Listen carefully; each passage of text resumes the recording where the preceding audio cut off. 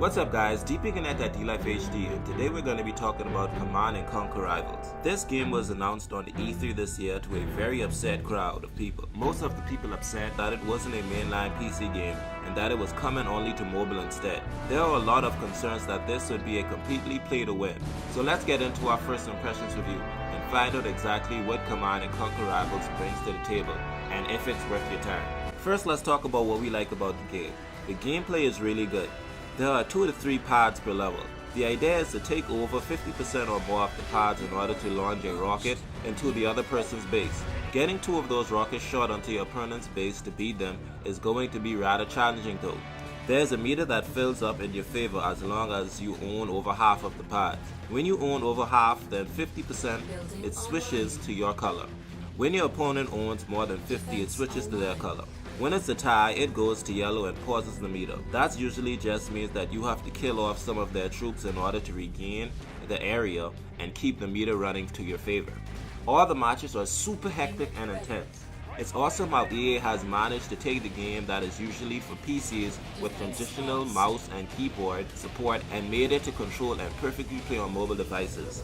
You still have the same type of infantry, vehicles, buildings, and harvesters that you did on the original, but instead of clicking them, you have to tap them. As for the map, you no longer have to scroll through the huge map on a teeny screen.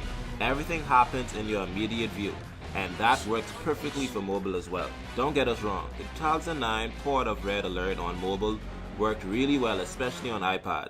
It was really fun for the time. But that said, we still think this feels more like it was especially made for mobile instead of a direct PC port that's stuffed into a mobile package. The graphics, sound, and music are great. I mean, it looks and sounds like a traditional Command and Conquer game. So for those looking for some nostalgia, it's certainly there, just in a mobile free-to-play package. Alright, let's talk about what we don't like about the game. It's not that we didn't like these things, it's that we would like to see them tweaked. Firstly, there seem to be 2 to 3 pods that you have to take over on every level. It's cool for really quick matches, but we love to see maybe like a maximum of 6 to 9. Doing this would provide so much more of a challenge and the matches a little longer than they currently last. Also, more than 2 hits on the person's base would be cool too.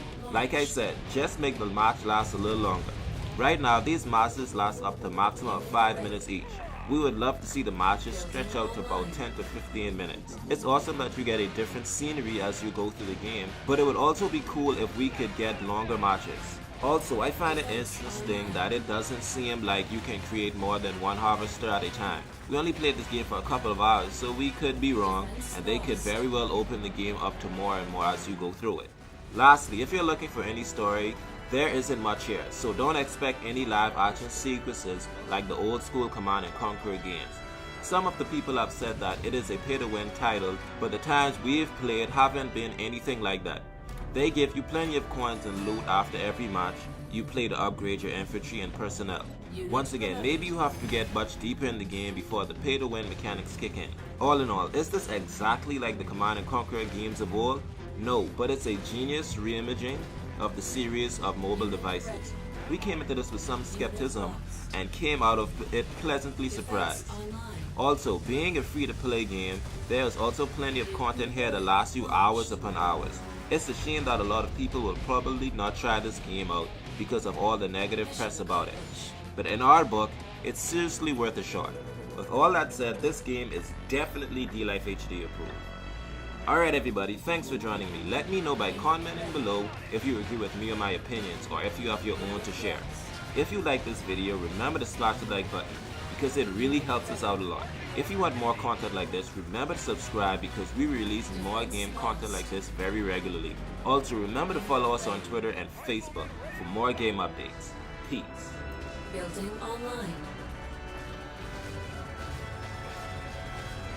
Unit lost.